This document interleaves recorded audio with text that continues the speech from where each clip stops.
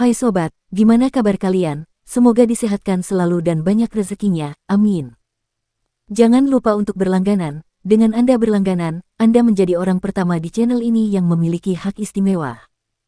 Pada kesempatan kali ini, Sabta Novel akan melanjutkan Tales of Herding Gods episode 286-290. Untuk melihat video selengkapnya, sahabat bisa kunjungi playlist yang telah Mimin sediakan. Yuk mari, kita berimajinasi bersama dan masuk ke alur ceritanya.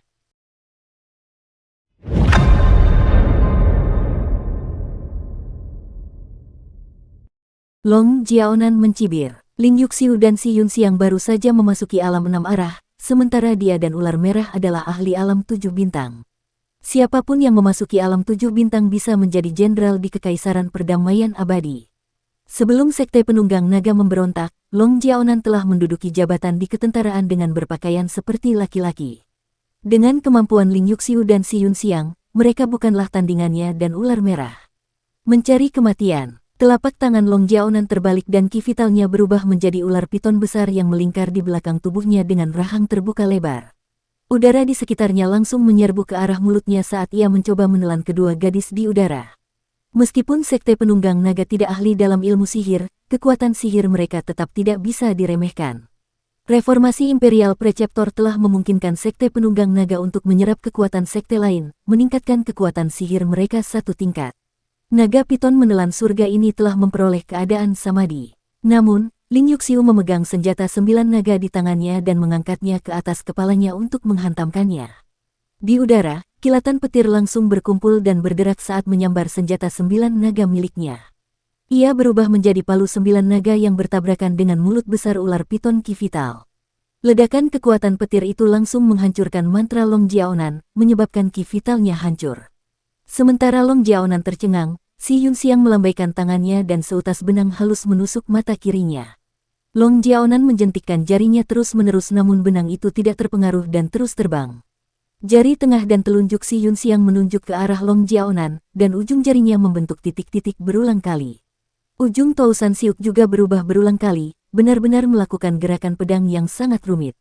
Kemampuan berpedang saintes yang tidak buruk. Lengan kiri Long Jiaonan bergerak berulang kali dan energi vitalnya berubah menjadi lingkaran giok untuk mengacaukan alur pedang yang melesat ke arahnya.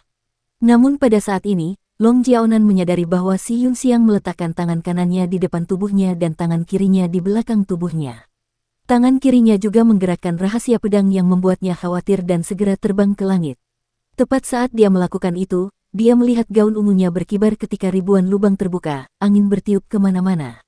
Sementara itu, di langit, Ling Yuxiu mengangkat palu besarnya untuk menghantam, dan Long Jiaonan mengangkat tangannya untuk menangkis. Suara gemuruh keras terdengar saat api menyembur dari palu besar itu. Kekuatannya sangat mengerikan, menghempaskan Long Jiaonan hanya dengan satu serangan. Teknik Nine Dragons Monarch secara alami adalah teknik tingkat pertama dan memiliki pencapaian yang sangat tinggi dalam mantra. Karena itu, kekuatan sihir yang terkumpul seperti lautan luas. Baik di alam yang sama maupun di bawahnya, kekuatan sihir dari teknik Nine Dragons Monarch adalah yang terpadat. Tentu saja, ini tidak termasuk teknik 3 eliksir tubuh penguasa Qinmu. Selain itu, Kaisar Yan Feng adalah kaisar paling cerdas sejak berdirinya Kekaisaran Perdamaian Abadi dan telah lama menjadi ahli hebat di generasinya. Ia telah menyempurnakan teknik Raja 9 Naga dan menambahkan transformasi teknik pertempuran dan keterampilan pedang, sehingga kekuatan teknik ini jauh melampaui apa yang dimilikinya di masa lalu. Teknik yang Ling Yuxiu kembangkan adalah ini, dan jalan yang diambilnya adalah penggabungan mantra pertempuran. Dengan melepaskan teknik pertempuran dan mantra secara bersamaan, kekuatan serangannya meningkat. Jadi meskipun Long Jiaonan berada di alam 7 bintang, dia masih terkejut oleh serangan kedua gadis itu dan terhempas. Saat Ling Yuxiu mendarat di tanah, dia melepaskan palunya, dan palu 9 naga terpisah menjadi 9 senjata berbentuk naga yang dengan cepat bergabung bersama sekali lagi. Sisik yang tak terhitung jumlahnya bergerak dan berubah menjadi cermin. Ling Yuxiu berdiri di belakang cermin, dan dengan suara dengung, seberkas cahaya melesat keluar. Di dalamnya tampak ada naga emas yang terbang dan menari-nari, menyinari tubuh Long Jiaonan yang terbang mundur. Si Yunxiang segera berlari mendekat dan terbang melewati cermin. Benang pedangnya melingkar dan mengiris ke arah Long Jiaonan yang terkena cahaya cermin. "Xiao Hong!" teriak Long Jiaonan dengan keras. Dengan mengangkat telapak tangannya, tanah bergetar, dan beberapa ratus paku batu melesat dari bawah, menghalangi jalan Si Yunxiang dan cahaya cermin. Ular merah besar di belakang kedua gadis itu tiba-tiba merenggangkan tubuhnya, yang setebal pilar yang hanya bisa dipeluk oleh beberapa orang. Ular itu datang dengan kekuatan tak terbatas, dan jika mereka terkena raksasa ini, mereka akan terluka parah jika tidak hancur berkeping-keping. Kartu truf sejati Sekte Penunggang Naga bukanlah kultivasi atau kekuatan sihir, dan juga bukan seni ilahi, melainkan naga di mulut mereka. Ular-ular yang mereka pelihara semuanya adalah jenis khusus yang memiliki garis keturunan naga banjir. Bahkan jika kultivasi orang-orang itu tidak tinggi, ular-ular yang mereka pelihara pasti memiliki kemampuan yang cukup tinggi untuk membunuh lawan-lawan mereka. Ular merah Long Jiaonan ini adalah salah satu ras khusus di antara ras khusus lainnya. Ia sama dengan naga banjir milik Raja Naga dari alam jembatan ilahi. Ular ini memiliki hubungan kekerabatan yang sangat dekat dengannya, dan garis keturunan naga banjir ini sangat murni, sehingga seekor ular sudah cukup untuk menyapu semua orang di alam 7 bintang. Long Jiaonan mengandalkan hewan peliharaannya ini untuk menjadi seorang ahli yang bereputasi baik. Kekuatan dahsyat ular merah itu menerjang mendekat, namun saat hendak menghancurkan kedua gadis itu, seberkas cahaya panas melesat dari balik tubuhnya. Ular merah itu tercengang saat melihat tubuhnya terbelah dua oleh balok itu. Bagian tubuhnya yang lepas itu kemudian menggeliat, menyapu hutan itu berkeping-keping. Di sisi kolam di belakang ular besar itu, Kinmu berdiri dengan bola mata besar yang memancarkan sinar terang. Tentu saja, ini adalah serangan yang telah membelah ular itu menjadi dua. Ular merah itu mendesis kesakitan dan memuntahkan gumpalan kabut beracun pekat sambil melompat untuk menggigit Kinmu dengan sisa tubuhnya. Kabut beracun ini sangat beracun, dan Kinmu tidak mau tercemar olehnya. Sambil menjauh, dia menggunakan kaki ilahi pencuri surgawi dan menghindari serangan ular merah. Kecepatannya sangat cepat, dan sebelum ular merah itu sempat bereaksi, dia sudah berada di langit. Kinmu melihat ke bawah dari atas dan melihat bahwa kota anjing laut Solomon telah hancur total. Anjing laut Solomon yang tinggal di pepohonan juga ikut tersapu. Jelaslah bahwa setelah Long Jiaonan menemukan tempat ini, dia telah dengan kejam membunuh dan menangkap semua anjing laut Solomon dan menghancurkan tempat mereka tinggal. Long Jiaonan pasti telah mengetahui tentang Kinmu dan yang lainnya dari mulut para segel Solomon tersebut, karena mereka benar-benar tidak memiliki jiwa kesetiaan dan cepat mengkhianati orang lain. Ekspresi Kinmu menjadi suram. Meskipun segel Solomon ini tidak memiliki semangat kesetiaan, mereka tetap membantu kelompoknya. Dan karena mereka telah membantu, mereka adalah dermawan. Tiba-tiba, kepala ular merah yang besar itu melompat ke udara dengan rahangnya terbuka lebar. Mulut ular itu hampir membentuk huruf I saat menggigitnya. Mati. Kinmu membetulkan mata gioknya, dan seberkas sinar melesat lurus ke mulut ular itu sambil berdengung. Semua daging yang dilewati cahaya itu meleleh. Cahaya yang kuat menyinari tanah, dan tanah langsung mencair, menciptakan lubang. Lava yang mendidih mulai menguap menjadi uap yang mengalir keluar, mengembun menjadi butiran-butiran batu kecil yang jatuh dari langit saat mendingin. Seolah-olah ada hujan batu berskala kecil. Kekuatan lompatan ular merah itu sangat mencengangkan, sehingga tubuhnya yang besar menelan Kinmu dan mata giok itu. Namun, karena dagingnya tertusuk sampai ke ujung, sebuah lorong pun terbuka. Otak ular itu juga tertusuk. Tubuh Kinmu mendarat di tanah, dan di belakangnya, seekor ular merah jatuh seperti karung compang camping yang mengeluarkan aroma daging matang.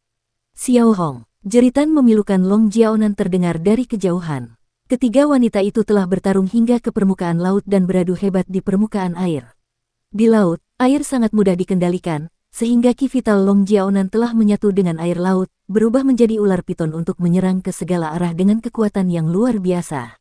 Namun, sangat disayangkan bahwa senjata roh Ling Yuxiu dan Si Yunxiang terlalu bagus dan kekuatan mereka terlalu kuat. Saat menghadapi serangan Long Jiaonan secara langsung, Ling Yuxiu dapat memisahkan senjata 9 naganya menjadi 9 bagian, berubah menjadi 9 bilah berbentuk naga yang bergerak ke atas dan ke bawah, ke kiri dan ke kanan, bertabrakan dengan mantra dan menghancurkannya.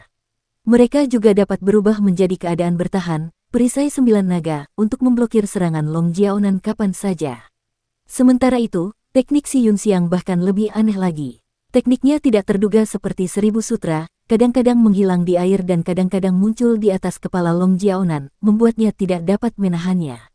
Meskipun Tousan Siuk bagus, ia sangat mematikan, dan merupakan bahaya terbesar bagi Long Jiaonan. Ketika ular merah itu mati, kerangka berpikir Long Jiaonan menjadi kacau, dan Si Yunxiang melihat sebuah cacat. Senjata roh itu berdengung dan berubah menjadi bilah pedang tipis yang menusuk jantung Long Jiaonan. Ujung pedang itu keluar dari sisi yang lain. Tepat saat Si Yunxiang berhasil mendaratkan pukulan, Ling Yuxiu mengulurkan tangannya, dan 9 naga bergabung menjadi palu, menghantam tubuh Long Jiaonan. Suara retakan terdengar, dan tulang-tulang yang tak terhitung jumlahnya hancur, menusuk kulit wanita itu. Dengan tulang-tulang yang mencuat dari tubuh Long Jiaonan, dia adalah pemandangan berdarah yang sangat mengerikan. Si Yunxiang mengeluarkan 1000 sutra, dan tubuh Long Jiaonan bergetar saat jatuh ke air laut. Ling Yuxiu berteriak, dia masih memiliki senjata roh kita. Si Yunxiang segera mengangkat mayat Long Jiaonan. Setelah hampir membiarkannya jatuh ke laut, dia tidak dapat menahan diri untuk menggerutu, aku sudah berhasil mendaratkan pukulan mematikan tetapi dia masih harus memukuli tubuhnya. Lihatlah betapa hancurnya tulang-tulangnya sekarang, aku bahkan tidak bisa menggendongnya dengan benar. Kedua gadis itu menyeret mayat Long Jiaonan kembali ke pulau dan mulai mencari harta karun di dalam tubuhnya. Mereka hanya bisa menemukan karung Taoti, yang kemudian mereka buka. Di dalamnya, mereka melihat semua senjata roh dan berbagai harta karun lainnya. Si Yunxiang menuangkan benda-benda itu keluar, memperlihatkan bangkai anjing laut Solomon yang tak terhitung jumlahnya yang menumpuk seperti gunung kecil. Hampir 10.000 mayat anjing laut Solomon yang ditumpuk bersama-sama tingginya hanya 3 meter. Namun, semua anjing laut Solomon ini berbentuk manusia, dan 10.000 mayat yang ditumpuk bersama-sama masih merupakan pemandangan yang sangat menakjubkan. Ada perasaan sedih yang tak terlukiskan di dalamnya. Ketua sekte, akhirnya aku mengerti, ini bukan yang kuat memangsa yang lemah. Dari sudut matanya, Si Yunxiang melihat Qin Mu perlahan berjalan mendekat.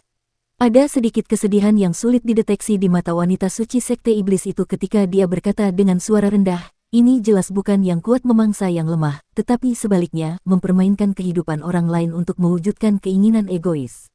Ketika dia membunuh segel Solomon ini, dia pasti merasa seperti dewa. Qin Mu berjalan ke sisinya dan berkata, karena terpisah dari alam, dia tidak dapat memahaminya. Segel Solomon ini awalnya adalah ramuan roh, jadi meskipun sudah mati, akarnya masih ada di sini. Mereka mungkin akan hidup kembali jika kita menanamnya di samping mata air roh itu. Mari kita lakukan ini. Kedua gadis itu mengangguk. Menanam 10.000 segel Solomon cukup melelahkan, tetapi untungnya mereka adalah praktisi seni ilahi. Hingga malam tiba, mereka menyelesaikan penanaman semuanya. Si Yunxiang pergi mengumpulkan kayu bakar sementara Ling Yuxiu pergi mengambil air mata air untuk memberi minum anjing laut Solomon. Qin Mu merapikan kantong Taoti dan meletakkan 2 mata giok di dalamnya sebelum meletakkan lebih dari 3.000 mutiara bercahaya berkualitas giok di pantai. Masing-masing mutiara bercahaya ini memancarkan cahaya yang menawan. Si Yunxiang mengambil kayu bakar dan datang ke pantai untuk menyalakan api unggun. Dia kemudian melepaskan pakaian luarnya dan melompat ke laut dengan pakaian dalamnya. Pakaian dalamnya seperti rok dengan tali di bahu dan terbuat dari sutra putih bersih tanpa sulaman. Di tubuh bagian bawahnya terdapat celana dalam putih yang panjangnya hanya 3 inci. Celana dalam itu juga memiliki tali tipis yang diikatkan ke pahanya yang seputih salju. Setelah beberapa saat, Si Yunxiang membawa seekor ikan besar keluar dari laut dan melemparkannya ke samping Qin Mu. Dia kemudian mengalirkan ki vitalnya untuk mengeringkan pakaian dalamnya sebelum mengenakan kembali pakaiannya. Baru saat itulah dia menyadari bahwa Qin Mu telah menyeret mayat Long Jiaonan beberapa waktu lalu dan meletakkannya di samping api unggun. Dia juga telah menyeret 2 bagian mayat ular merah, yang membuatnya bingung. Master Sekte, apa yang sedang kamu lakukan? Menjaga mayat, menunggunya bangun. Si Yunxiang tertawa terbahak-bahak. Jika kau menunggu 2 hari lagi, mayatnya akan mulai berbau busuk. Aku telah menusuk jantungnya dan Putri Xiu menghancurkan tulang-tulangnya, jadi bagaimana mungkin dia masih hidup? Ketika Ling Yuxiu berjalan mendekat dan melihat mayat Long Jiaonan, dia tidak bisa menahan cemberut. Dia bertanya, yang menggembalakan sapi, apakah ada aturan aneh di reruntuhan besar? Qin Mu menendang mayat Long Jiaonan dan mencibir, Kakak Long, berhentilah berakting, aku pernah melihatmu berganti kulit sebelumnya. Kedua gadis itu tersenyum. Lebih baik segera menguburnya. Qin Mu mencibir, sebelum aku menguburnya, aku harus memenggal kepalanya terlebih dahulu. Pisauku ini haus darah. Begitu dia mengatakan itu, dia mengeluarkan pisau pembantai babinya dengan ekspresi tidak senang. Ling Yuxiu dan Si Yunxiang sama-sama terkejut. Ling Yuxiu bertanya dengan lembut, Santo Siang, apakah ada aturan tentang pemenggalan mayat di reruntuhan besar? Aku juga tidak tahu. Mungkin memang ada kebiasaan aneh di Great Ruins. Tepat saat Si Yunxiang mengatakan ini, mereka mendengar suara kulit manusia terbelah. Suara itu berasal dari atas kepala Long Jiaonan. Kulit kepala Long Jiaonan terbelah, dan suaranya sangat mengerikan. Dengan susah payah, seorang wanita mulai merangkak keluar dari kulit manusia yang terbelah itu. Ling Yuxiu dan Si Yunxiang menjerit, lalu menyadari bahwa mereka berdua berpelukan. Detik berikutnya, mereka melepaskannya. Qin Mu mengeluarkan Liontin Giok, Qin miliknya dan memakaikannya padanya. Liontin Giok dan cakram kaisar diikat bersama dan telah dilemparkan bersama ke dalam karung Taoti oleh Long Jiaonan. Salah satu barang ini terkait dengan asal-usul Qin Mu sementara yang lainnya adalah harta yang diberikan si cacat kepadanya untuk menangkal kejahatan. Pemandangan Long Jiaonan merangkak keluar dari kulitnya benar-benar mengerikan, dan kebetulan saja cakram kaisar dapat digunakan untuk menangkal kejahatan. Setelah beberapa saat, seorang wanita telanjang berhasil menarik tubuh bagian atasnya keluar dari kulit Long Jiaonan dan beberapa tulang hancur yang menonjol keluar dari kulitnya juga ikut terjepit keluar. Wanita ini telanjang dan rambutnya acak-acakan. Dia kesulitan merangkak dan batuk darah saat melakukannya. Ling Yuxiu kemudian tersadar dari keterkejutannya dan segera mendesak Qin Mu, "Berbaliklah, jangan melihat." "Bukannya aku belum pernah melihat ini sebelumnya," Qin Mu bergumam tetapi dia tetap berbalik. Tidak lama kemudian, Long Jiaonan akhirnya berhasil merangkak keluar dari kulitnya. Dia sudah kehabisan napas dan tidak memiliki kekuatan lagi, dan penampilannya menjadi sedikit lebih tua. Dia bukan lagi seorang wanita di usia primanya. Dia sekarang tampak lebih tua belasan tahun.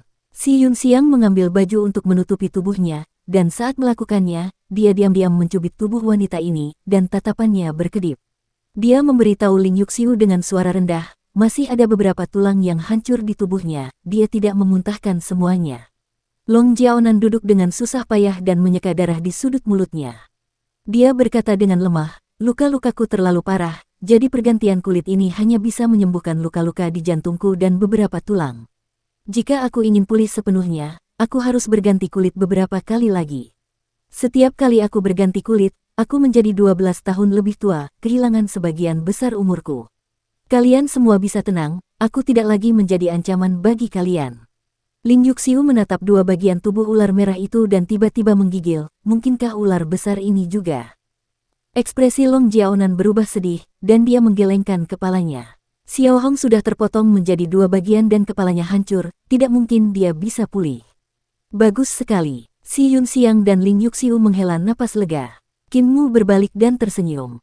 "Kakak Long, bolehkah aku bertanya di mana ayahmu yang terhormat? Di mana dia bersembunyi? Siapa yang bersamanya? Mengapa dia ingin bertemu denganku?" Long Jiaonan tidak berbicara sepatah kata pun. Qin Mu terus tersenyum sambil mengulurkan jari telunjuknya. Seutas ki vital terbang keluar dan mengiris sepotong ular, lalu menggerakkannya untuk memanggangnya di atas api unggun. Lemak mulai menetes dari daging ular, dan mengeluarkan asap saat mendesis. Tatapan mata Long Jiaonan tertuju pada potongan daging ular itu dan pupil matanya mengerut. "Ada 361 aula di sekte orang suci surgawi milikku, dan salah satunya disebut aula keadilan. Mereka menjalankan hukum yang kejam dengan ketat dan memiliki ribuan cara untuk membuat seseorang mengaku dosa." Wajah Qin Mu terkadang cerah dan terkadang gelap di bawah cahaya api unggun. "Kekaisaran Perdamaian Abadi juga memiliki Kementerian Kehakiman dan kau seharusnya sudah mendengar tentang cara-cara mereka. Menteri Pemerintahan Kementerian Kehakiman adalah orang kaisar, tetapi asisten menteri adalah kepala balai kehakiman dari sekte orang suci surgawi milikku. Jika aku menginginkan jawabanmu, aku hanya perlu mengganggunya. Apakah kau akan mengambil inisiatif untuk berbicara atau aku akan memaksamu untuk berbicara?" Long Jiaonan mencibir, Kekaisaran Perdamaian Abadi dan Sekte Iblis Surgawi memiliki ikatan yang begitu dalam satu sama lain, mereka benar-benar mendirikan sebuah kekaisaran dengan bantuan iblis. "Master Sekte Qin, meskipun ada ancaman saat mengundangmu kali ini, aku tetap bersikap sopan, bukan? Aku tidak membuat masalah untuk kalian, jika tidak, memenggal kaki Master Sekte, tangan sang putri, dan membutakan wanita suci itu tidak akan terlalu sulit bagiku. Aku ingin kalian memperlakukanku sebagaimana kalian diperlakukan. Sekarang aku berada di tanganmu, aku berharap untuk menerima perlakuan yang hormat juga." Qin Mu menggelengkan kepalanya dan berkata, "Aku bisa memperlakukanmu dengan hormat dan tidak merepotkanmu di jalan. Namun, karena kau telah memberontak dan menyebabkan kekacauan, wajar saja bagiku untuk menyerahkanmu ke Kementerian Kehakiman untuk diinterogasi. Kau pernah menjabat sebagai pejabat di masa lalu, jadi ada kemungkinan bagiku untuk menyerahkanmu ke Mahkamah Agung, namun, ada juga orang-orang dari sekte suci surgawi milikku di Mahkamah Agung. Ekspresi wajah Long Jiaonan berubah, namun dia tetap tidak mengucapkan sepatah kata pun. Qin Mu tidak bisa meminta apapun darinya, jadi dia menjentikkan jarinya untuk menyegel jiwa dan rohnya dengan teknik penciptaan iblis surgawi. Dia kemudian berkata kepada kedua gadis itu, kapal Fan Yun Xiao cepat dan dia seharusnya tidak kesulitan menemukan jalan ke sini. Dia harus datang besok, jika tidak, 5 hari adalah waktu terlama yang mungkin dia butuhkan. Mari kita tinggal di pulau itu selama beberapa hari dan melihat apakah segel Solomon dapat dihidupkan kembali.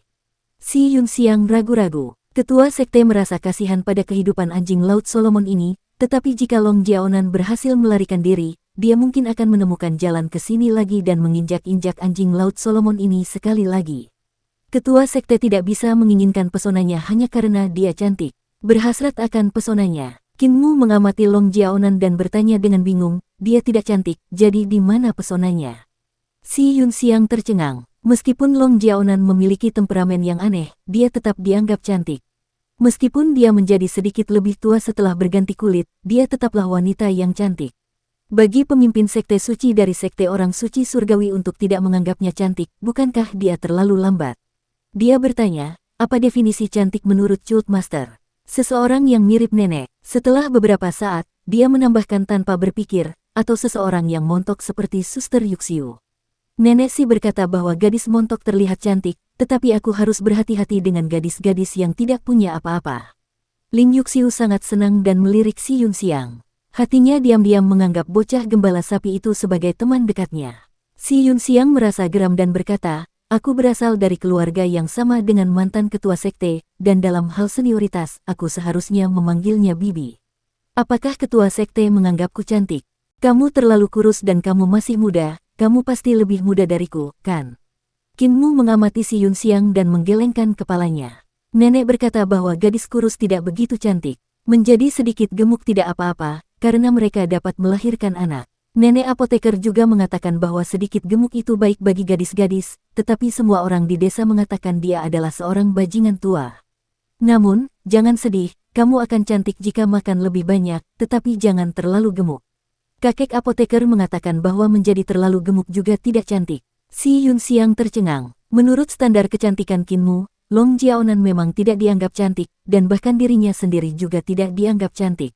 Tidak heran ketika dia baru saja menanggalkan pakaiannya dan hanya mengenakan pakaian dalamnya, orang ini bahkan tidak meliriknya sedikit pun. Ternyata dia telah disesatkan oleh para bajingan di desanya. Pemimpin sekte suci muda itu ahli dalam segala hal. Kebijaksanaan, kemampuan, bakat, pemahaman, dan bahkan tekadnya semuanya luar biasa. Hanya saja ada yang salah dengan standar kecantikannya. Qin Mu sengaja tidak merendahkan suaranya dan berkata, membiarkan Sister Long hidup-hidup terutama untuk memancing Raja Naga keluar.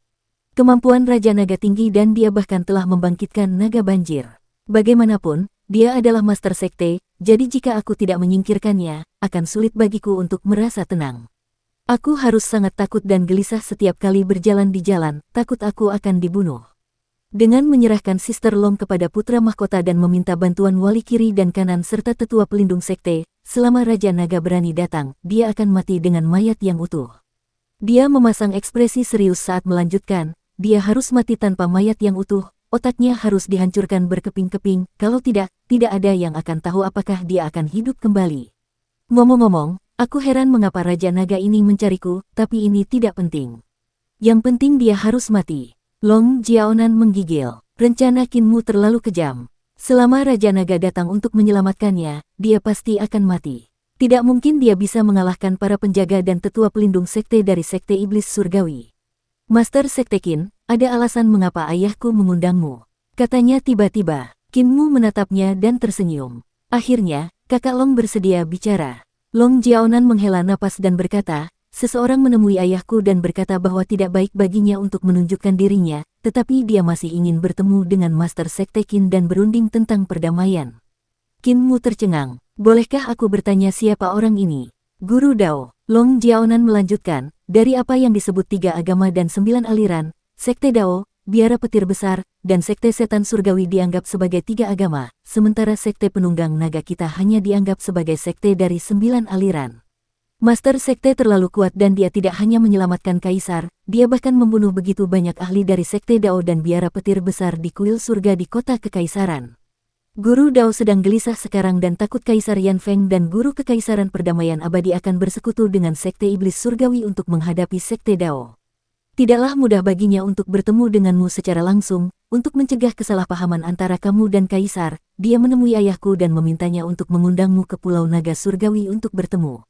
Ekspresinya berubah dingin. Aku bersikap sopan kepadamu saat datang ke sini, tetapi apakah kamu benar-benar berpikir aku tidak ingin membunuhmu? Kamu telah membunuh banyak murid Sekte Penunggang Naga milikku di kota Gelombang Surga dan Kaisar bahkan menyita harta benda kami dan mengeksekusi seluruh keluarga kami, jadi dendamku kepada kalian lebih dalam dari lautan. Namun, Master Dao adalah dermawan ayahku dan telah menyelamatkan hidupnya sebelumnya. Aku tidak berani menentang kata-katanya. Kinmu tampak berpikir sambil mengusap dagunya. Beberapa janggut tumbuh di dagunya, sungguh menjengkelkan. Guru Dao ingin bertemu denganku untuk merundingkan perdamaian. Namun Sekte Dao sedang merundingkan perdamaian dengan Sekte Suci Surgawiku, tetapi tidak dengan Kekaisaran Perdamaian Abadi. Dia merenungkannya. Guru Dao khawatir Sekte Suci Surgawiku bersekutu dengan Kekaisaran Perdamaian Abadi untuk menyerang Sekte Dao, karena dia sudah tua dan tidak punya banyak waktu lagi untuk hidup. Dia masih bisa melindungi Sekte Dao jika dia menegosiasikan perdamaian sekarang, jika tidak, begitu dia meninggal, Sekte Dao akan dimusnahkan. Daging ularnya sangat harum, dan ikannya juga lumayan. Namun, Long Jiaonan hanya memakan beberapa potong ikan dan bahkan tidak mencoba daging ularnya. Kinmu dengan sopan menawarkannya 2 kali, tetapi melihat bagaimana dia tidak ingin memakan ularnya, dia hanya bisa membuang pikiran ini. Keesokan harinya, Si Yun Xiang dan Ling Yuxiu bangun pagi-pagi, tetapi mereka melihat Kinmu sudah berjalan di pulau itu, langkah kakinya tak pernah berhenti. Kadang-kadang ia berjalan di pantai, dan di waktu lain ia berjalan di atas laut. Kadang-kadang ia bahkan melompat ke awan. Bakat dan pemahamannya lebih tinggi daripada yang lain, tetapi dia masih juga pekerja keras. Si Yun Xiang menggertakkan giginya dan berpikir dalam hati, jika bukan karena aku tidak punya kesempatan untuk membunuhmu, apakah aku perlu bekerja keras seperti ini? Kinmu tidak memiliki pikiran lain dalam benaknya saat ia mengeksekusi teknik 3 eliksir tubuh penguasa sambil berjalan. Ia mengoperasikan teknik tersebut, mencoba menggabungkan semua jenis teknik menjadi satu untuk memahami teknik kesatuan alam 6 arah. Si Yun Xiang salah. Bakat Kinmu jelas-jelas tingkatan terendah. Saat itu, orang-orang dari desa lansia cacat telah mengujinya, dan dia bahkan bukan tubuh roh, tetapi hanya orang biasa. Kinmu seharusnya menjalani seluruh hidupnya dengan biasa saja, namun siapa yang mengira bahwa tubuh penguasa dari kepala desa akan menyulut semangat juang Kinmu. Demikian pula semangat juang setiap orang di desa lansia cacat, mendorong segala macam pil roh dan obat-obatan ajaib ke dalam dirinya.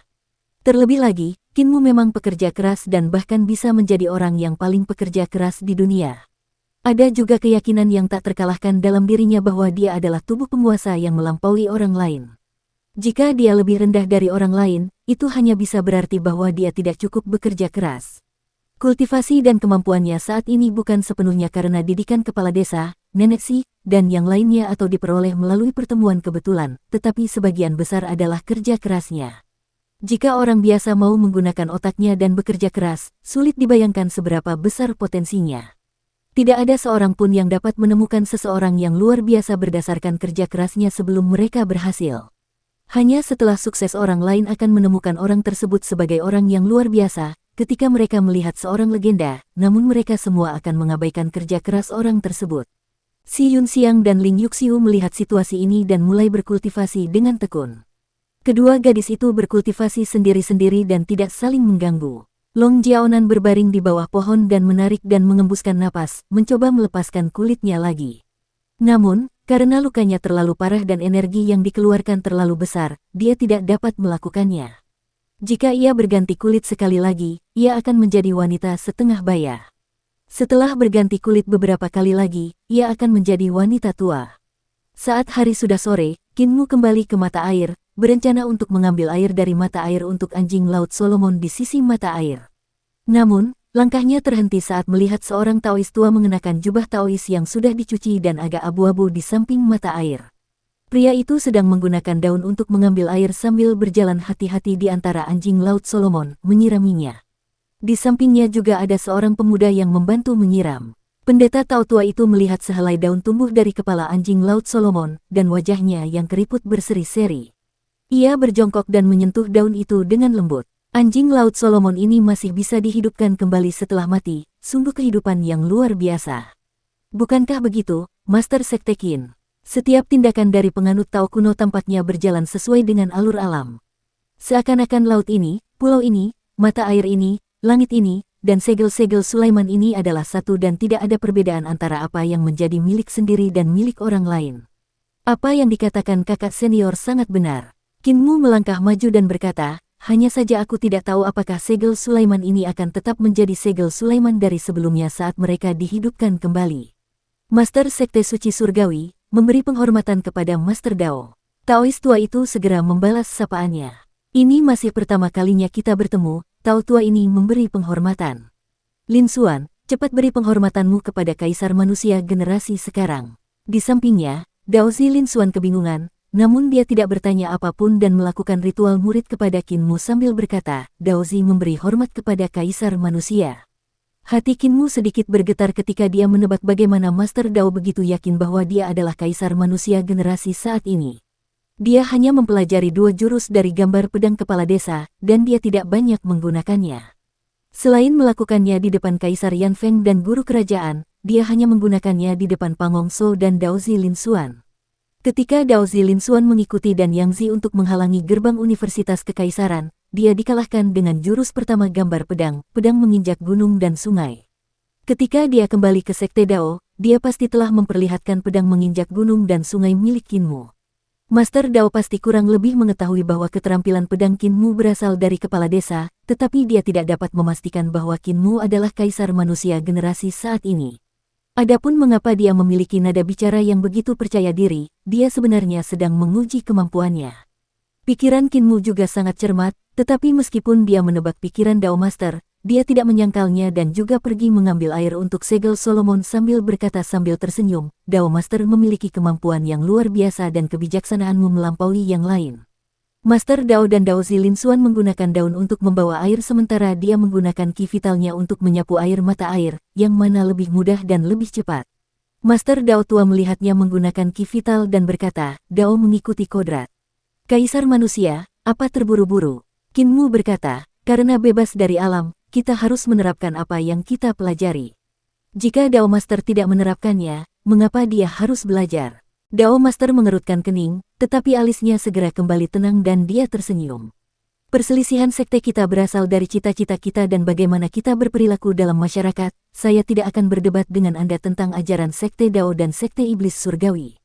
Kaisar Manusia telah menarik diri dari urusan duniawi selama beberapa ratus tahun, tetapi muridnya telah kembali. Anda pasti sedang merencanakan sesuatu, benar kan? Qin Mu menggunakan ki vitalnya untuk mengendalikan aliran air, lalu berkata dengan serius, apa yang bisa kurencanakan? Kepala desa berkata bahwa Kaisar Manusia adalah sebuah tanggung jawab, tetapi sampai sekarang, aku masih belum mengerti kebaikan apa yang bisa didapat dari menjadi Kaisar Manusia. Pertama, tidak ada otoritas, dan kedua, tidak ada kekuatan, tetapi aku masih harus memikul tanggung jawab. Jika Master Dao bersedia, aku bisa menyerahkannya kepadamu. Dao Master sedang menyiram segel Solomon dengan daun itu ketika ekspresinya sedikit berubah. Dia buru-buru menggelengkan kepalanya. Aku tidak bisa memikul tanggung jawab ini. Salah satu dari mereka menggunakan daun, sedangkan yang lain menggunakan mantra untuk menyirami anjing laut Solomon. Daozi Lin Xuan mencerna semuanya dan menggelengkan kepalanya diam-diam. Tua dan muda ini sama-sama memiliki sudut pandang keras kepala dan sangat keras kepala. Setelah waktu yang dibutuhkan untuk membakar dupa, Qin Mu selesai menyiram semua segel Solomon. Master Dao tua juga menanam daun yang digunakannya untuk mengalirkan air kembali ke tanah dan meregangkan punggungnya sambil mendesah. Aku sudah tua dan tulang-tulangku tidak seperti dulu lagi. Karena Kaisar Manusia adalah pemimpin sekte dari sekte iblis surgawi, sekte Dao tidak akan bisa melawan Kaisar Manusia lagi. Dao tua ini datang untuk mencari Kaisar Manusia untuk mengidentifikasi penggantinya sebagai Kaisar Manusia. Lin Xuan juga baru saja memberi penghormatan kepadamu, dan setelah aku meninggal, dia akan menjadi Master Dao. Qin Mu menyapa Lin Xuan, dan Lin Xuan segera membalas sapaannya. Saya bukan Master Dao, saya tidak berani menerimanya. Master Dao tua tersenyum. Setelah kamu menjadi Master Dao, senioritasmu akan tetap setengah lebih rendah, jadi hormatmu akan setengah tangan lebih rendah. Lin Xuan terkejut. Master Dao tua berkata dengan suara yang tidak terlalu cepat atau terlalu lambat, kami yang mengolah Qi telah menerima anugerah dari Kaisar Manusia generasi pertama, jadi semua orang menghormatinya.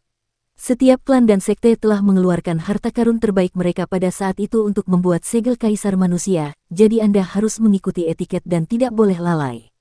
Bisakah Dao tua melihat segelnya? Qin Mu mengeluarkan gumpalan hitam yang merupakan segel Kaisar Manusia dan melemparkannya kepadanya. Master Dao tua menangkapnya dengan panik, wajahnya sedikit berkedut. Bagaimana kamu bisa melemparkannya? Bagaimana kamu bisa melemparkannya? Sebelum Dao tua ini datang menemui Kaisar Manusia, aku telah mencuci diriku dan mengganti pakaianku, dan bahkan tanganku dicuci beberapa kali. Aku penuh hormat dan rasa hormat, tidak berani lalai, jadi bagaimana kamu bisa begitu saja melemparkan segel Kaisar Manusia seperti ini? Qin Mu bingung dan berkata, kepala desa telah melemparkannya kepadaku seperti ini. Aku tidak menginginkannya, jadi aku melemparkannya kembali kepadanya, namun dia malah melemparkannya kembali kepadaku. Aku tidak dapat mengalahkannya jadi aku hanya dapat menerimanya. Master Dao tua memasang wajah masam saat ia memegang segel Kaisar Manusia di kedua tangannya. Ia memeriksanya berulang kali dan memastikan bahwa itu memang segel Kaisar Manusia, tolong ambil kembali. Setelah mengatakan itu, ia melangkah maju dan menawarkan segel Kaisar Manusia dengan hormat di kedua tangannya. Dukung terus channel YouTube Sabta Novel. Baru setelah Qin Mu mengambil kembali segel Kaisar Manusia, Taois tua itu melangkah mundur dan meletakkan tangannya ke bawah. Dia berkata kepada Daozi Lin Xuan, ingat, segel Kaisar Manusia hanya dapat diterima seperti ini, Anda tidak dapat mengacaukan etiket. Daozi Lin Xuan mengakui hal ini sambil menyaksikan Qin Mu melemparkan segel Kaisar Manusia ke dalam karung Taotinya, namun, Lin Xuan tidak berani mengatakan apapun. Dia adalah Kaisar Manusia. Dia bisa bersikap tidak hormat, tetapi kita tidak bisa bersikap tidak hormat. Master Dao tua berusaha keras untuk berkata, segel itu dibuat dari harta karun terbaik leluhur kita dari berbagai sekte dan berbagai klan. Segel itu dipersembahkan kepada Kaisar Manusia, dan orang yang mengendalikan segel ini akan menjadi kaisar semua ras manusia. Oleh karena itu, sekte Dao kita harus bersikap hormat. Segel ini adalah yang kita persembahkan kepada Kaisar Manusia sehingga Kaisar Manusia bisa bersikap tidak hormat terhadap segel ini. Apakah kau mengerti? Daozi Lin Xuan mengangguk. Murid mengerti. Qin Mu tidak dapat menahan perasaan sedikit terharu. Guru Dao tua hanya memiliki sedikit waktu hidup, hidupnya akan berakhir dalam beberapa tahun ke depan, namun dia tetap mencurahkan seluruh perhatiannya untuk mengajar muridnya. Hubungan guru dan murid tradisional semacam ini memudahkan lahirnya bakat-bakat luar biasa. Master Dao tua sudah tua jadi dia pasti berharap dapat mendidik Daozi di tahun-tahun terakhirnya, sehingga dia bisa menggantikannya. Apalagi yang ingin dikatakan Master Dao ke sini, selain menanyakan tentang segel Kaisar Manusia? Tanya Qin Mu sambil tersenyum. Master Dao tua menatapnya dalam-dalam dan berkata, Kaisar Manusia harus tahu bahwa reformasi guru kekaisaran perdamaian abadi dan Kaisar Yan Feng bukanlah jalan yang benar dan akan mendatangkan murka surga. Bencana salju ini adalah sebuah peringatan. Jadi bagi semua orang di dunia, Kaisar Manusia harus menghentikan reformasi ini. Qin Mu menggelengkan kepalanya. Situasi umum dunia sedang bergulung-gulung seperti banjir, semoga yang meninggal beristirahat dengan tenang sementara yang hidup melanjutkan hidup mereka.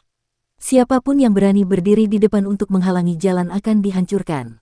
Aku hanya bisa mengikuti arus, bersama dengan banjir. Kakak senior, kamu sudah cukup menderita, mengapa kamu masih begitu keras kepala? Master Dao tua menghela napas. Aku tidak akan berdebat denganmu. Tidak peduli bagaimana kita berdebat, ini masih tentang ajaran kedua belah pihak sehingga sulit untuk meyakinkan yang lain, itu sebabnya lebih baik tidak berdebat sama sekali.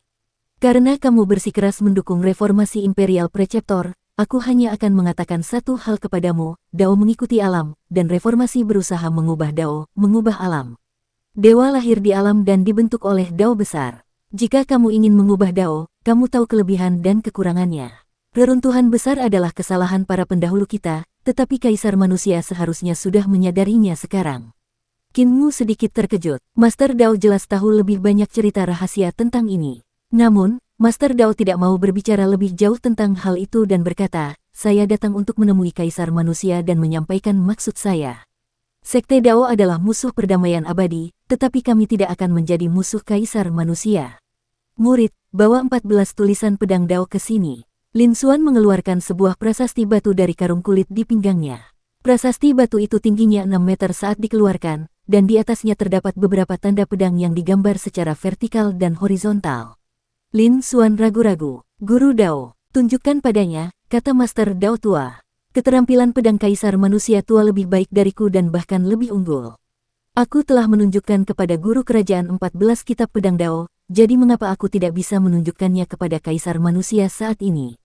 Daozi Lin Xuan mendirikan prasasti batu di dekatnya, dan guru Dao tua berkata, 14 tulisan pedang Dao, 1 tulisan untuk 1 pedang. Ketika guru kekaisaran perdamaian abadi datang ke sekte Dao untuk mencari ilmu, aku membiarkannya mencari selama 14 hari, jadi aku akan membiarkan kaisar manusia mencari selama 14 hari juga. Mengenai teknik misteri tertinggi praselestial dari sekte Dao kita, aku tidak akan menunjukkannya kepada kaisar manusia. Kinmu menunjukkan ekspresi heran. Rulai tua juga mengizinkannya melihat Sutra Mahayana Rulai, namun, dia hanya menunjukkan keterampilannya dan tidak tekniknya. Sekarang Dao Master mengizinkannya melihat teknik Precelestial Supreme Mystery Teknik, tetapi tidak menunjukkan keahliannya. Tidak peduli apapun, kedua master dari dua tempat suci itu berpikiran luas. Kinmu bergumam pada dirinya sendiri dengan ragu-ragu dan mengeluarkan kitab suci iblis surgawi pendidikan agung. Aku tidak terbiasa menerima bantuan dari orang lain, jadi ini kitab suci iblis surgawi pendidikan agung. Aku akan membiarkan Daozi membacanya selama 14 hari. Hati Daozi Lin Xuan cukup tergerak, dan dia melihat ke arah gurunya. Wajah guru Dao tua sedikit berubah, dan dia bergumam pada dirinya sendiri sebelum berkata, karena dia membiarkanmu membaca, maka kamu akan membaca. Jika kitab suci iblis surgawi pendidikan agung mengandung kebaikan, kamu adalah dewa. Jika mengandung kejahatan, kamu adalah iblis. Jika kamu jatuh dan menjadi iblis, itu berarti kultivasimu tidak cukup, sifatmu tidak cukup. Daozi Lin Xuan mengerti. Kinmu duduk di depan dinding batu dan memandangi jejak pedang di dinding batu. Jejak pedang ini vertikal dan horizontal dan tidak tampak memiliki pola apapun. Ketika dia melihat yang pertama, dia tidak melihat sesuatu yang luar biasa tentangnya, tetapi begitu dia memikirkannya, dia perlahan-lahan merasakan semacam tekad pedang yang luar biasa. Di matanya, jejak pedang itu bukan lagi jejak pedang, tetapi tampak memiliki beberapa penalaran matematis. Tampak seorang Taois sedang mencoret-coret dengan kuas dan menuliskan penalaran aljabar. Kemudian secara bertahap berubah menjadi diagram taiji hitam dan putih yang sedang bergerak. Sebuah titik yang menyatukan gerakan besar, yin dan yang datang dan pergi dalam dua mode. Hati Kinmu sedikit bergetar. Metode kultivasi pedang Dao memang berbeda dari yang lain, dan tekad pedang yang sangat dalam terukir pada jejak pedang di dinding. Tekad pedang ini mengandung penalaran matematis dan membentuk bentuk pertama pedang Dao. Alasan matematika yang terkandung dalam bentuk pertama pedang Dao adalah perhitungan yin dan yang dari sistem biner. Ini dapat dibandingkan dengan kanon komputasi misteri tertinggi. Pikiran Kinmu sedikit tergerak. Dia telah memahami sebagian besar kanon komputasi misteri tertinggi, jadi bentuk pertama tidak sulit baginya. Tidak lama kemudian, Kinmu selesai memahami bentuk pertama pedang Dao dan berbalik untuk melihat jejak pedang kedua. Bentuk kedua pedang Dao, pengikatan 5 ki dan 3 ion, bangkit di tempat, kereta awan melintasi. Jejak pedang ini berisi sistem terner dan sistem kuiner yang sesuai dengan 3 ion dan 5 ki. Alasan matematis di balik gerakan ini akan membentuk matahari, bulan, dan bumi, sementara 5 ki akan menghadapi ion. Langkah ini juga tidak dianggap sulit bagi Kinmu. Ia menggunakan waktu yang dibutuhkan untuk membakar dupa untuk menyelesaikan pemahamannya sebelum melihat jejak pedang ketiga. Bentuk ketiga pedang Dao, awan keberuntungan 5 warna meliputi, suara surgawi berdenting di 3 langit. Jurus ini juga menggunakan 3 ion dan 5 ki, namun, jurus ini lebih unggul dan melibatkan transformasi 3 ion dan 5 ki. Kinmu menghabiskan 1 jam penuh untuk menyelesaikan pemahamannya terhadap gerakan ini. Jurus keempat pedang Dao, memutar siklus surgawi secara diam-diam, menghadapi setiap perwujudan pergeseran alam. Penalaran matematis dalam jurus ini sangat rumit dan saling terkait dengan penalaran matematis dari 3 hal yang menghasilkan segalanya. Menggunakan kanon komputasional misteri tertinggi untuk memahami keajaiban jurus ini sangatlah sulit. Ketika Kinmu memecahkan keajaiban jejak pedang ini, ia menyadari bahwa matahari akan terbenam di laut. Langit sudah mulai gelap, dan pulau itu berwarna merah karena sinar matahari merah di permukaan laut. Saya tidak akan bisa menyelesaikan tulisan kelima. Ekspresi Kinmu berubah serius. Pedang Dao semakin sulit dipelajari seiring kemajuannya, dan penalaran matematikanya menjadi semakin mendalam. Mustahil untuk mempelajari semuanya dalam 14 hari. Dia bahkan mungkin tidak dapat mempelajari tulisan kelima. Dia hanya bisa memilih untuk memahami kehendak pedang dan mempelajari keterampilan pedang. Sedangkan untuk tulisan lainnya, dia tidak punya waktu untuk mempelajarinya dan hanya bisa melihat seberapa banyak yang bisa dia pahami. Kinmu memikirkan hal ini, lalu segera melihat ke arah jejak pedang kelima. Bentuk kelima pedang Dao, Gua Giok mengambil kembali segudang transformasi, romansa di pegunungan Kunlun. Dia mengerahkan segenap hatinya untuk memahami, tetapi penalaran matematika dalam kehendak pedang sudah terlalu sulit untuk dipahaminya. Meskipun kanon komputasi misteri tertinggi sebagian besar telah dipahaminya, masih ada beberapa penalaran matematika yang tidak disertakan di sana. Dia menganggap bahwa penalaran tersebut seharusnya ada dalam kanon komputasi wanita misterius. Dao Master duduk di samping, tenang dan kalem. Dia tampaknya tidak tahu apa itu rasa lapar. Kinmu merasa lapar dan menuruni dinding batu untuk menemui Ling Yuxiu dan Si Yunxiang. Kedua gadis itu sudah selesai menyiapkan makan malam. Mereka bertanya kepadanya tentang orang asing itu, dan ketika mereka mendengar bahwa itu adalah Dao Master, kedua gadis itu tercengang dan tidak berani bersikap kurang ajar. Ketika hari ketiga tiba, Fan Yunxiao menerbangkan kapalnya dan tiba-tiba berteriak keras. Dia bersujud beberapa kali kepada Dao Master. Dao Master tua membuka matanya dan menatapnya dengan ekspresi tenang. Kamu bergabung dengan Sekte Iblis Surgawi. Aku memang benar tentangmu, hatimu memang tidak benar. Pergilah, aku tidak akan membunuhmu. Fan Yunxiao menangis terseduh-seduh, lalu menyeka air matanya sambil mengemudikan kapal itu. 5 hari setelah Fan Yunxiao pergi, banyak orang dengan pakaian aneh mulai muncul di pulau kecil itu. Mereka laki-laki, perempuan, muda, dan tua. Satu orang datang lebih dulu dan menancapkan bendera di pulau itu. Kemudian, banyak lampu menyala dan lebih banyak bendera muncul. Begitu bendera-bendera itu disingkirkan, beberapa ratus orang muncul dan duduk di sekitar pulau ini. Posisi duduk setiap orang berbeda-beda, dan mereka semua bertebaran seperti bintang-bintang di langit, tidak bergerak sama sekali. Namun, setiap 4 jam, orang-orang ini akan berdiri dan mengubah posisi mereka.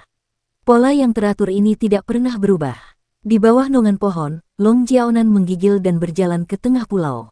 Di sisi lain Si Yunxiang sangat gembira, menyiapkan makanan untuk semua orang jika mereka lapar. Ling Yuxiu memasang ekspresi serius saat mengamati sekelilingnya. Dia bisa melihat bahwa ini adalah formasi besar yang menjebak mereka semua di pulau itu, tidak memberi mereka kesempatan untuk pergi. Jika seseorang menerobos keluar dari formasi ini, formasi itu akan aktif dan berubah menjadi formasi pembunuh, mengubah pulau ini menjadi tempat pembantaian. Jika formasi besar ini diaktifkan, itu pasti akan sangat mengerikan. Lebih jauh lagi, Ling Yuxiu bahkan melihat beberapa orang aneh mengenakan pakaian istana kekaisaran. Beberapa adalah pejabat tinggi istana kekaisaran saat ini, beberapa adalah pedagang asongan di pasar, beberapa algojo yang bertugas memenggal kepala, dan bahkan Direktorat Imperial Chollege. Mereka semua adalah orang-orang aneh yang fantastis dari segala jenis. Yang paling menarik adalah orang-orang ini mengubah posisi mereka setiap 4 jam untuk mengubah formasi. Ini seharusnya untuk mencegah Dao Master menyelesaikan perubahan formasi. Kultus Iblis Surgawi tidak diragukan lagi adalah sekte nomor 1 di jalur iblis, waktu yang Anda tentukan sangat tepat. Master Dao tua sedang memeriksa formasi pembunuh ini, dan dia tidak dapat menahan diri untuk tidak berseru kepada dirinya sendiri tanpa henti. Saya dapat menghitung perubahan dalam formasi tersebut tepat dalam 4 jam, dan mereka mengubah formasi tersebut tepat pada saat ini. Master Aula Formasi benar-benar licik. Formation Hall Master adalah Direktorat Hall of Array Elemen milik Imperial Chollege dan diberi peran sebagai sekretaris kekaisaran oleh Kaisar Yan Feng. Ia adalah kesayangan Kaisar dan sering dipanggil ke istana untuk dimintai pendapat tentang masalah kekaisaran. Meskipun Kaisar tidak memberinya kekuatan nyata karena ia berasal dari Sekte Iblis Surgawi, sebagian besar formasi dalam pasukan dirancang olehnya. Sepertinya Master Aula Formasi memiliki pengetahuan tentang Master Dao tua, jadi selama Kinmu dalam masalah, dia pasti tidak akan membiarkannya pergi hidup-hidup. Jika dia pergi, dia pasti sudah mati. Hari ke-14 pun tiba, dan Kinmu memejamkan matanya. Setelah beberapa saat, ia membukanya dan keluar dari prasasti batu. Ia memberi hormat kepada Dao Master. Kakak senior, terima kasih banyak telah membiarkanku memahami Dao Sword. Master Dao bangkit untuk membalas hormat. Saya tidak berani. Kaisar manusia tentu saja berhak memahami pedang Dao. Saya telah menunjukkan pedang Dao kepada Anda dan Rulai juga akan menunjukkan Sutra Mahayana Rulai kepada Anda. Kaisar manusia layak menerima kami melakukan itu. Kinmu berkata, saya sudah melihat Sutra Mahayana Rulai. Dao Master tercengang. Setelah beberapa saat, dia menggelengkan kepalanya dan tersenyum. Orang tua ini masih pintar dan licik, selalu selangkah lebih maju dariku. Murid, kembalikan kitab suci iblis surgawi pendidikan agung kepada Kaisar Manusia. Daozi Linsuan tersadar dari pemahamannya dan segera menarik kitab suci iblis surgawi pendidikan agung kembali ke dalam bola benang, menyerahkannya kembali ke Qin Mu dengan kedua tangan. Qin Mu tersenyum. Usiamu dan usiaku sama, jadi tidak perlu banyak formalitas. Daozi Linsuan menggelengkan kepalanya dan berkata, tidak ada yang salah dengan formalitas. Aku belum menjadi Dao Master dan akan selalu menjadi juniormu. Qin Mu berkata dengan putus asa. Meskipun Dao Master belum pernah melihat kitab suci iblis surgawi pendidikan agung sebelumnya, ungkapannya bahwa kitab suci iblis surgawi pendidikan agung mengandung kejahatan dan kebaikan telah mencapai sama di kitab suci iblis surgawi pendidikan agung. Seberapa banyak kebaikan dan seberapa banyak kejahatan yang kamu lihat ketika kamu memahami kitab suci iblis surgawi pendidikan agung? Daozi Linsuan ragu sejenak, dan Dao Master tersenyum. Dia berkata, Master Sekte Qin adalah seorang ahli di bidang ini, jadi katakan saja apa yang ada di pikiranmu. Daozi Linsuan berkata, mungkin karena kesan pertama sangat kuat, saat pertama kali membaca kitab suci iblis surgawi pendidikan agung, saya merasa hampir setiap kalimatnya berbahaya. Baru saat saya membaca sampai tulisan di tengah, saya merasakan nuansa yang berbeda. Saat itu, tidak ada lagi kebenaran atau kejahatan di hati saya. Saat saya sampai pada tulisan di akhir, saya merasa mungkin telah salah menafsirkan tulisan di depan, jadi saya membacanya lagi, dan kali ini saya memiliki pikiran dan perasaan yang berbeda. Qin Mu tersenyum dan bertanya, berapa persen dari mereka yang jahat? Masih ada 20%, jawab Daozi Linsuan jujur. Qin Mu berkata, hati Daomu masih 20% jahat. Namun, kamu sudah jauh lebih baik daripada Fozi. Ketika Fozi Fosin membaca kitab suci iblis surgawi pendidikan agung, setiap bagiannya jahat baginya.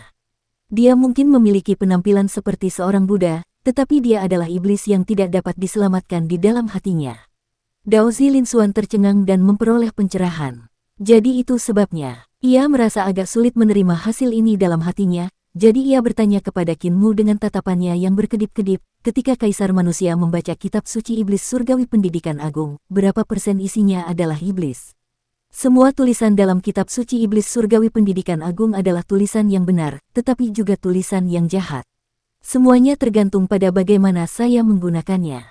Daozi Linsuan tercengang. Ini, Qin Mu berkata dengan makna yang dalam, jalan orang suci tidak lain adalah penggunaan sehari-hari orang biasa, yang merupakan kalimat pertama kitab suci iblis surgawi pendidikan agung, sudah menjelaskan semuanya. Anda dan saya juga bagian dari orang biasa, jadi ketika hati Anda dan saya benar, kitab suci iblis surgawi pendidikan agung juga benar. Ketika hati Anda dan saya jahat, kitab suci iblis surgawi pendidikan agung juga jahat. Saya dapat menggunakannya sebagai teknik yang benar, tetapi saya juga dapat menggunakannya sebagai teknik yang jahat. Keajaiban penggunaan terletak di dalam hati seseorang. Keajaiban penggunaan terletak di dalam hati seseorang. Daozi Linsuan tertegun lagi dan merasa bahwa apa yang dikatakan Qin Mu sangat logis. Master Dao tua langsung berteriak, "Cih, jangan dengarkan ajarannya, itu adalah penalaran menyimpang mereka tentang kebebasan dari alam. Kamu adalah Master Dao berikutnya, berhati-hatilah agar tidak tersihir oleh kata-katanya yang cerdik dan masuk ke dalam aliran setannya." Daozi Linsuan kembali sadar, berkeringat deras. Seluruh tubuhnya basah kuyup saat dia berpikir, dia menggunakan kesempatan itu untuk membimbingku berbicara tentang ajaran sekte iblis, mencoba menyihirku. Ajarannya tentang kebebasan dari alam berbeda dari ajaran sekte Daoku tentang Dao yang mengikuti alam. Guru Dao tua berkata dengan jujur, sifat guru sekte Qin memang lebih tinggi darimu, jadi kamu harus berhati-hati jika dia melawanmu dengan identitas guru sekte iblis di masa depan. Kamu tidak bisa hanya menganggapnya sebagai kaisar manusia dan melupakan bahwa dia juga guru sekte iblis surgawi.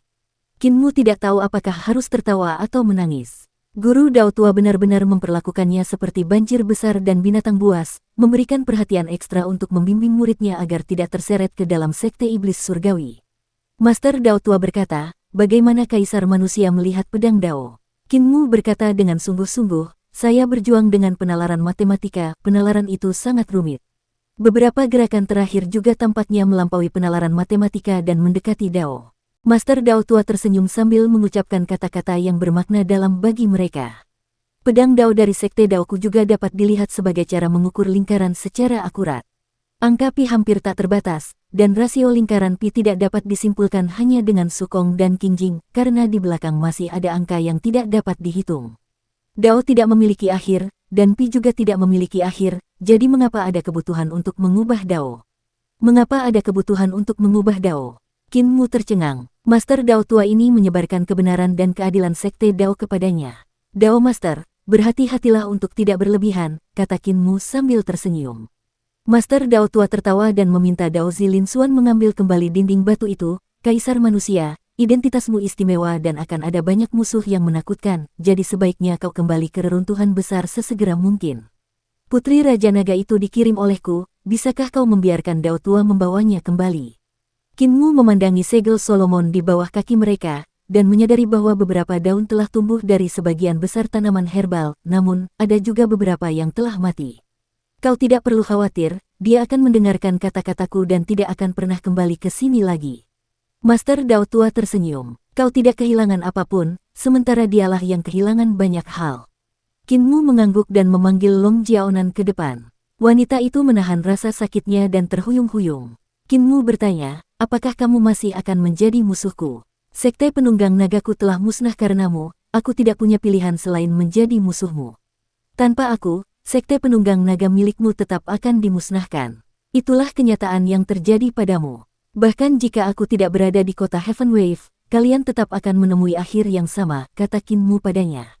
Aku ada di sana hanya karena kebetulan. Wajar saja jika kau membenciku, tetapi lain kali kau datang, aku akan membunuhmu, aku tidak akan menahan diri. Long Jiaonan menggertakkan giginya. Aku juga tidak akan menahan diri. Qin Mu menggelengkan kepalanya. Kau sudah tidak punya kesempatan lagi. Jangan berganti kulit lagi. Semakin banyak kau berganti kulit, semakin tua usiamu. Ikuti Dao Master dan pergilah. Long Jiaonan berdiri di samping Dao Master dengan linglung. Setiap kali bertemu Qin Mu, dia akan menemukan bahwa dia lebih kuat dari sebelumnya. Lain kali dia bertemu dengannya, apakah dia masih bisa menjadi lawannya? Apakah dia masih punya kesempatan? Akan tetapi, kebijaksanaannya segera tenggelam oleh kebenciannya, membuat kebingungan sesaat itu sirna dari pikirannya.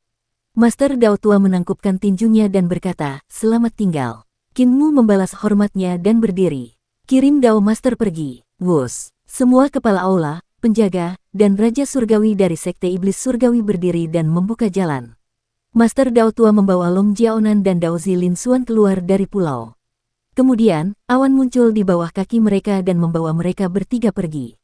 Qin Mu menatap pengikut Sekte Iblis Surgawi di sekitarnya dan melambaikan tangannya sambil tersenyum.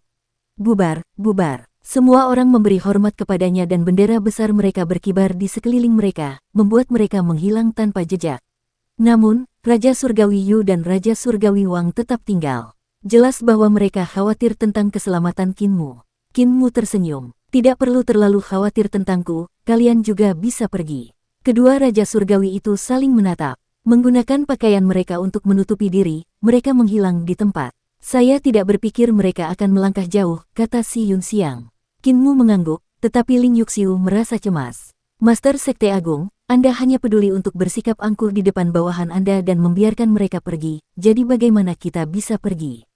Qin Mu ragu sejenak, dia memang berpura-pura. Para tetua desa telah mengajarinya untuk tidak pernah kehilangan harga diri meskipun dia kalah dari orang lain, jadi dia tidak membiarkan para pengikut Sekte Iblis Surgawi membawanya keluar dari pulau di Laut Timur ini sehingga dia tidak kehilangan muka di depan mereka.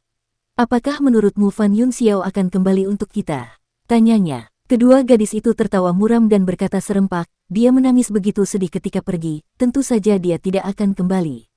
Qin Mu bergumam, kenapa kita tidak kembali lewat laut saja? Kalau begitu, kita tidak punya pilihan lain. Si Yun Xiang menoleh ke arah mata air roh, sedikit enggan untuk pergi. Katakan, apakah menurutmu anjing laut Solomon masih akan mengingat kita saat mereka bangun? Aku tidak tahu. Qin Mu menoleh ke belakang dan melihat tanaman hijau yang melimpah di samping mata air roh dan menggelengkan kepalanya. Mereka pernah mati, jadi jika mereka memiliki jiwa, mereka seharusnya sudah mendarat di yudu yang gelap. Namun tubuh mereka akan hidup kembali. Mengenai apakah jiwa mereka akan tetap menjadi yang asli dan ingatan mereka adalah ingatan asli mereka atau apakah jiwa baru akan lahir di tubuh mereka dengan ingatan mereka seperti selembar kertas kosong, saya tidak tahu.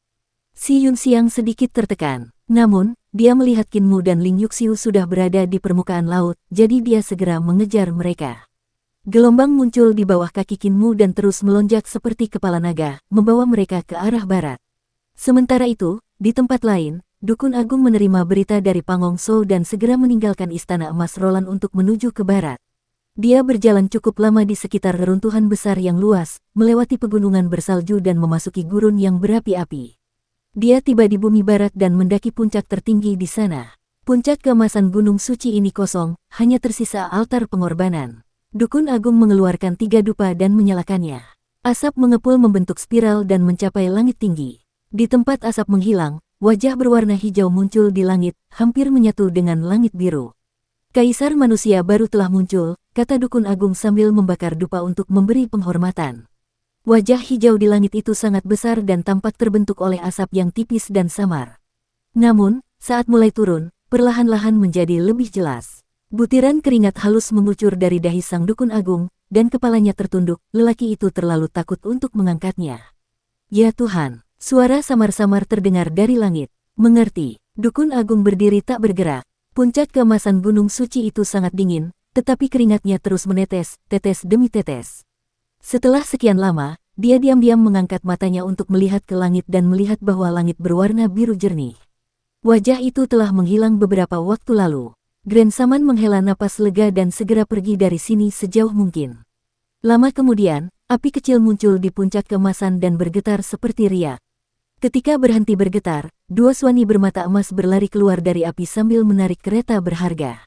Sebuah kanopi kekaisaran didirikan di tengahnya, dan di bawahnya terdapat benda-benda seperti giok dan mutiara yang membentuk tirai gantung. Di atas kanopi kekaisaran terdapat 3 puncak emas yang berbentuk gumpalan melingkar, masing-masing lebih kecil dari yang di atasnya. Ada 4 pilar emas yang menyangga kanopi kekaisaran yang setebal lengan dan tingginya 7 kaki. Di samping setiap pilar berdiri seorang gadis cantik, ki vital mereka membentuk cincin di belakang kepala mereka. Jubah mereka berkibar tertiup angin, dan mereka semua mengenakan pakaian berwarna berbeda. Gadis berbaju hijau membawa vas giok di tangannya. Gadis berbaju merah memeluk gukin bersenar 7, gadis berbaju kuning membawa pedang di kedua tangannya, sementara gadis berbaju putih memeluk pipa. Di bawah kanopi kekaisaran dan melewati batu giok dan mutiara, seorang pria berpakaian ungu terlihat duduk tegak. Dia diam dan memiliki suasana yang luar biasa. Tubuh kedua swani itu dipenuhi dengan cahaya terang dan warna-warna cemerlang saat mereka melangkah di atas awan keberuntungan sambil menarik kereta harta karun dengan kecepatan kilat menuju Middle Earth. Kereta harta karun itu tidak berhati-hati seperti Grand Saman, yang menghindari reruntuhan besar yang luas. Kereta ini melaju lurus, meninggalkan jejak cahaya saat melaju menuju kekaisaran perdamaian abadi. Orang-orang di kereta itu tampaknya sama sekali tidak mempermasalahkan bahaya reruntuhan besar. Saat malam tiba, kegelapan menyelimuti daratan, dan kedua swani itu mengeluarkan api yang membumbung ke langit. Mereka sangat menarik perhatian dalam kegelapan saat mereka menarik kereta berharga itu dalam kegelapan. Ki iblis mengalir deras dan tiba-tiba berubah menjadi telapak tangan hitam pekat yang melesat ke arah kereta berharga dan cahaya yang dipancarkan oleh swani.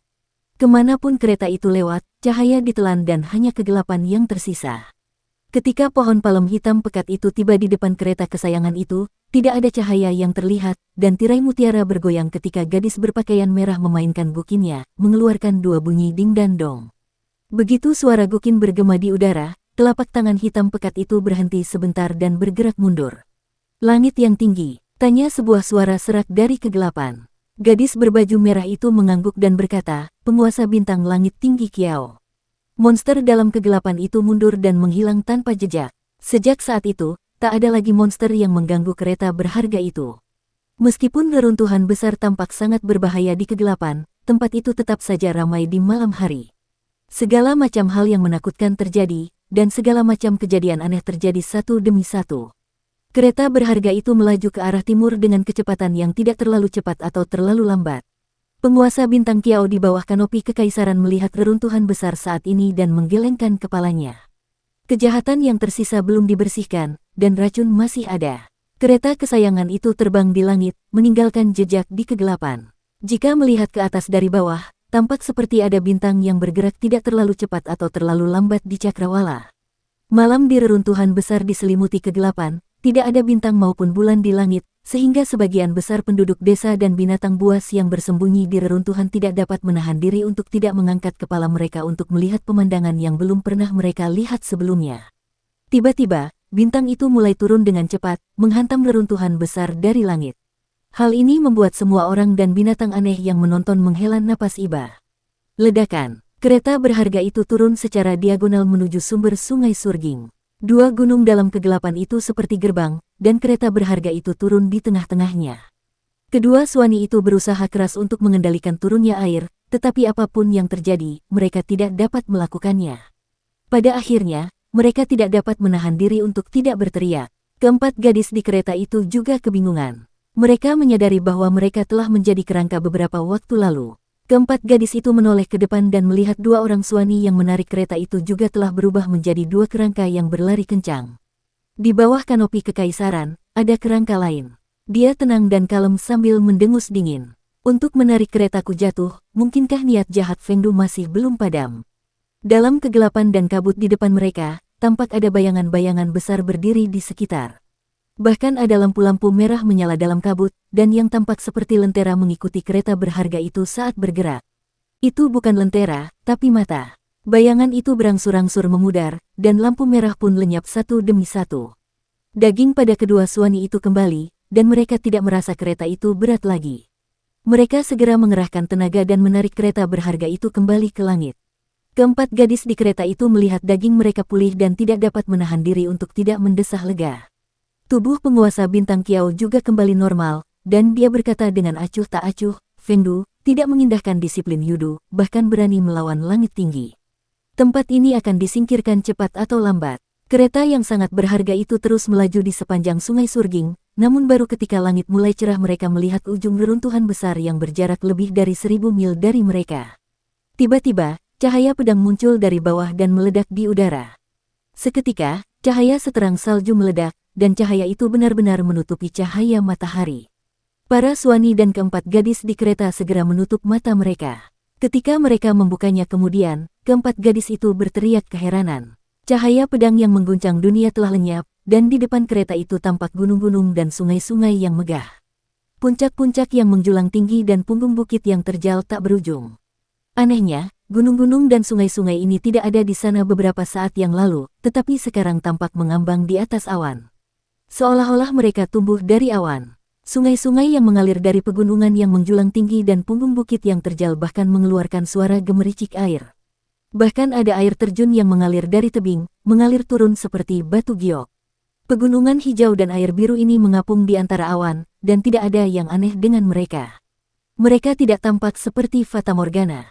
Berhenti, kata penguasa bintang Kiau perlahan. Kedua suani itu berhenti, dan penguasa bintang Kiau berdiri untuk melihat ke ujung gunung dan sungai. Namun, mereka membentang ke kejauhan seolah tumbuh dengan sendirinya.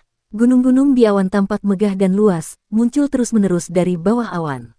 Sementara itu, di perbatasan gunung dan sungai tampak kilatan cahaya pedang yang sulit ditangkap, namun tidak dapat menipu matanya. Seolah-olah seseorang menggunakan pedang sebagai kuas untuk menggambar gunung dan sungai yang luas. Si cacat tua ternyata masih hidup. Penguasa bintang Kiau tersenyum dan berkata lembut, turunlah. Aku punya teman lama yang tinggal di sini. Kedua suani itu segera menarik kereta kesayangan mereka untuk turun. Ketika mereka sampai di dasar awan, gunung-gunung dan sungai-sungai juga turun bersama mereka. Gunung-gunung dan sungai-sungai itu turun bersama dengan langkah mereka, menghalangi jalan di depan mereka sepanjang waktu. Akhirnya, kereta berharga itu mendarat di tanah, dan gunung-gunung serta sungai-sungai di langit juga semakin mengecil, terus menyusut. Ketika gunung-gunung dan sungai-sungai itu menghilang, sebuah desa kecil di tepi sungai muncul di depan mereka. Penguasa bintang Kiau melihat melalui tirai mutiara dan melihat sebuah kursi malas di pintu masuk desa ini. Di kursi malas itu berbaring seorang lelaki tua tanpa 4 anggota badan. Kursi malas itu berderit saat bergoyang maju mundur sementara lelaki tua yang berantakan tanpa anggota badan itu menikmati matahari musim semi dengan santai. Kau cacat, penguasa bintang Kiau tidak turun dari kereta. Ia hanya berbicara dari balik tirai mutiara. Kau tidak punya lengan dan kaki, tetapi kau masih ingin menghalangi jalanku. Bukankah kau sedikit melebih-lebihkan dirimu sendiri? Kepala desa tersenyum padanya saat dia terus bergoyang di kursi malas. Tampaknya sangat nyaman baginya untuk berbaring di sana saat dia berkata dengan santai, kalau begitu, mengapa kamu tidak mencoba? Aku tidak punya lengan dan kaki dan hanya punya beberapa tahun lagi untuk hidup, jadi kamu pasti punya kepercayaan diri untuk membunuhku, kan? Penguasa bintang Kiau mendengus dingin. Kau tidak punya banyak waktu lagi untuk hidup, jadi kau tidak bisa melindungi kaisar manusia yang baru. Namun, aku tidak akan menggunakan hidupku untuk bertarung langsung dengan kehidupanmu yang cacat itu. Jika kau tidak berani mempertaruhkan nyawamu, maka kembalilah. Tiba-tiba, Ki Vital kepala desa berubah menjadi lengan dan kaki sehingga ia bisa berdiri dari kursi malas. Saat ia berjalan menuju kereta kesayangannya, kedua suami itu langsung merasakan darah mereka membeku, dan keempat gadis di kereta itu juga menunjukkan ekspresi terkejut. Di mata mereka, tubuh lelaki tua yang kering dan kurus itu menjadi semakin besar, semakin agung saat ia semakin dekat. Dengan beberapa langkah, tubuhnya tampak menutupi langit dan bumi, menghalangi pandangan mereka. Kamu tidak bisa melindungi kaisar manusia yang baru. Penguasa bintang Kiau berdiri, dan kanopi kekaisaran di kereta mulai berputar. Pilar-pilar di bawah kanopi menjadi semakin tebal, dan semakin tinggi. Saat kanopi kekaisaran mengembang tertiup angin, batu giok dan mutiara juga menjadi lebih besar, seolah-olah mereka adalah bintang-bintang yang mengelilingi penguasa bintang. Keempat gadis di depannya tampak sangat kecil, dan dua suani berdarah murni yang berbadan besar juga tampak sangat kecil saat ini. Zeng, pedang gadis berpakaian kuning keluar dari sarungnya dan mendarat di tangan Star Sovereign Kiao. Dia mengayunkan pedangnya dan bertemu dengan pedang yang diayunkan oleh lelaki tua di depannya. Saat kedua cahaya pedang itu bertemu, Surging River terputus dan airnya mulai mengalir mundur. Cahaya pedang yang terang itu lenyap dalam sekejap. Di tempat cahaya pedang menghilang, kepala desa masih duduk di kursi malas dan berderit saat bergoyang. Penguasa bintang Kiau juga duduk kembali dan ukuran kereta berharga itu kembali normal. Seolah-olah raksasa dan langit penuh bintang itu hanyalah ilusi. Aku tidak akan membunuh kaisar manusia, tetapi orang lain akan datang. Penguasa bintang Kiau menatap sesepuh yang berbaring di kursi di seberang tirai mutiara dan berkata dengan acuh tak acuh, beberapa anak muda dari surga tinggi akan menemukannya. Kepala desa berkata dengan malas, asalkan bukan kalian orang tua bangka, silakan saja kirim mereka. Penguasa bintang Kiau menatapnya dalam-dalam dan tiba-tiba berkata, kembalilah ke surga tinggi. Kedua suani itu segera membalikkan kereta dan terbang ke angkasa, berlari kencang kembali ke arah barat. Di dalam kereta, gadis berpakaian hijau itu bertanya, penguasa bintang, mengapa kita kembali begitu saja? Penguasa bintang Kiau tidak mengatakan sepatah kata pun, tetapi tiba-tiba mendengus. Tetesan darah menetes dari kereta dan mendarat di hutan reruntuhan besar yang ada di bawah mereka. Dimanapun darah segar itu mendarat, bunga-bunga akan mekar di seluruh gunung dan tanaman akan tumbuh dengan cepat. Mereka menyebar hingga menutupi seluruh gunung. Suara mendesing, kanopi kekaisaran jatuh ke belakang dan jatuh ke reruntuhan besar, menyebarkan semua batu giok dan mutiara di hutan belantara.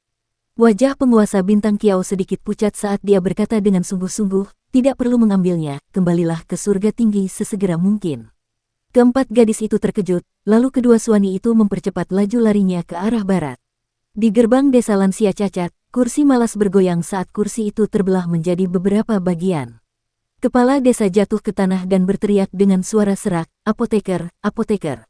Apoteker itu berlari keluar dengan panik dan menggerutu, masih ingin berpura-pura kuat padahal kau bahkan tidak punya anggota tubuh, itu hukumanmu, berhenti bergerak, biarkan aku memeriksa lukamu dulu.